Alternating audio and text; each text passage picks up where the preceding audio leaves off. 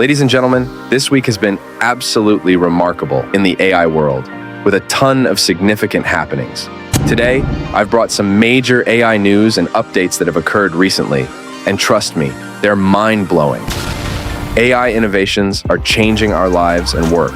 Staying updated helps us adapt and benefit from these changes. It's like using a new tool effectively. Keeping up with AI news lets us be part of shaping the amazing things AI can do. But before we dive in, make sure to hit that subscribe button so you never miss out on our latest updates and insights. Let's get started. The first news, which I am going to start with, is Chat with RTX by NVIDIA. Chat with RTX is a software that lets you talk to a computer program that can answer your questions based on the information you give it. For example, you can give it some documents, notes, or videos that you have on your computer, and then ask it questions about them. The program will try to find the best answer from the information you provided. Chat with RTX is powered by NVIDIA RTX, which is a technology that makes your computer faster and better at graphics and artificial intelligence. It lives on your computer. Unlike other assistants that need internet, you can use it offline. Chat with RTX runs directly on your NVIDIA RTX PC or workstation. This makes it super fast and keeps your information private. You need a computer with an NVIDIA RTX graphics card and at least 8 GB of memory to use Chat with RTX. You also need Windows 10 or 11 and the latest NVIDIA drivers. It learns from you. The more you upload, the better it understands you and your needs. It's like your friend getting to know you better over time. It understands different things. Text, PDFs, documents, and even videos are no problem. It's like your friend being able to read anything you give them. Chat with RTX works by using a special kind of artificial intelligence called a large language model, LLM. This is a program that can understand and generate natural language, like English or Urdu. Chat with RTX uses a technique called retrieval augmented generation, RAG, to combine the LLM with the information you give it. This way, it can use both the general knowledge of the LLM and the specific knowledge of your information to answer your questions. You can use Chat with RTX to chat with notes, documents, and videos. Chat with RTX supports various file formats, such as text, PDF, doc, docx, and XML. Simply point the application at the folder containing your files, and it will load them into the library in a matter of seconds. Additionally, you can provide the URL of a YouTube playlist, and the app will load the transcriptions of the videos in the playlist, enabling you to query the content they cover. You can use Chat with RTX to chat with the internet. You can give Chat with RTX a link to a website or a YouTube video, and it will learn from the information on the web page or the video transcript. For example, you can feed Chat with RTX 2 YouTube videos, one from MKBHD and one from Formula One, and then ask it about the latest gadgets or racing results. So let's now turn our attention to the second news, which ChatGPT is getting memory. They are rolling out memory inside of ChatGPT. Basically, when you use ChatGPT, it will remember previous conversations and details from those conversations. Restore them for you, and then remember that information when you have future discussions. We could kind of see in the video here some of the types of things that remembered as a 2-year-old daughter named Lena. Daughter Lena loves jellyfish, loves to travel, is interested in traveling to Mexico for April vacation. So it remembers a lot of this stuff, so it can use it as context.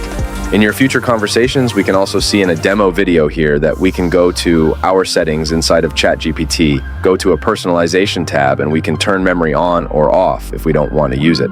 Also, by going to settings in the personalization section, we have the option to manage the memories. See all the memories. They're in there, and if there's any specific memories we don't want it to hold on to, we can delete. Those memories are also adding the ability to do temporary chats. So if we come up to the top, click on temporary chat, it's basically saying that when we use this temporary chat, this discussion won't appear in our history, it won't be used to create memories, and it won't be used to train the models. It's basically incognito mode. Most of us don't have access to this memory feature inside of ChatGPT.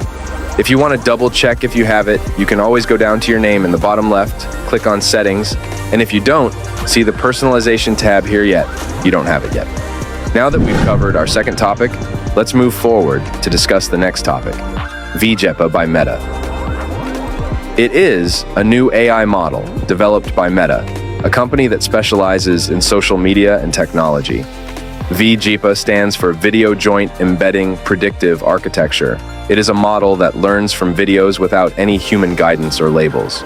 It can understand the interactions and dynamics of objects in videos by predicting the missing or masked parts of the videos. For example, if you show V-JEPA a video of a ball bouncing on the floor, it can predict how the ball will move and where it will land, even if some parts of the video are hidden or removed. V-JEPA does this by comparing the features of the videos, not the pixels. This makes it more efficient and accurate than other models that try to fill in every pixel of the video. V-JEPA can also adapt to different tasks by using the labels only after it has learned from the videos. For example, it can recognize the actions, emotions, or identities of people or animals in videos, or it can generate captions or summaries for the videos.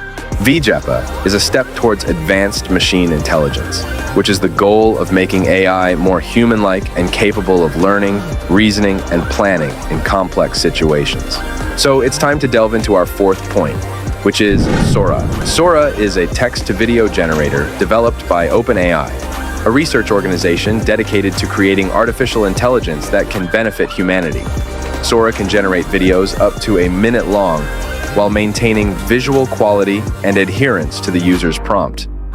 Sora can handle diverse types of visual data, such as videos and images of variable durations, resolutions, and aspect ratios. Sora can also produce complex scenes with multiple characters, specific types of motion, and accurate details of the subject and background. And Sora is not yet accessible to the public. What you think? Which one AI tool is really close to generating realistic video and images? Write your comment down in the comment section. It can learn from videos without any labels or guidance and then use labels to adapt to different tasks, such as captioning or summarizing the videos. I have made video about Sora, you can go and check it out. The link is in the description. The last one, which I want to finish the video with, is Gemini 1.5 Google. Gemini 1.5 is a new AI model that Google has announced recently.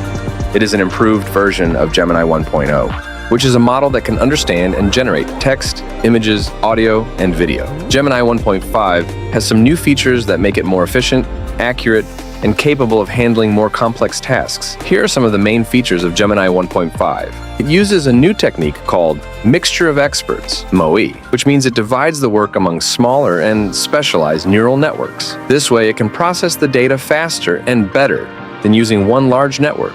It has a larger context window, which means it can take in more information at once. The context window is the amount of data that the model can remember and use to generate a response.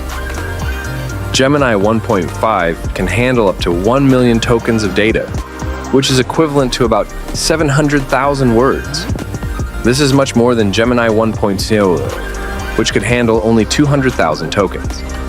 A larger context window allows the model to understand and produce more coherent and relevant responses. It can handle different types of data and tasks by using labels only after it has learned from the data. Labels are the names or categories that we give to the data, such as dog, cat, happy, sad, etc. Gemini 1.5 can learn from the data without labels, and then use the labels to adapt to different tasks, such as recognizing emotions, actions, or identities in the data.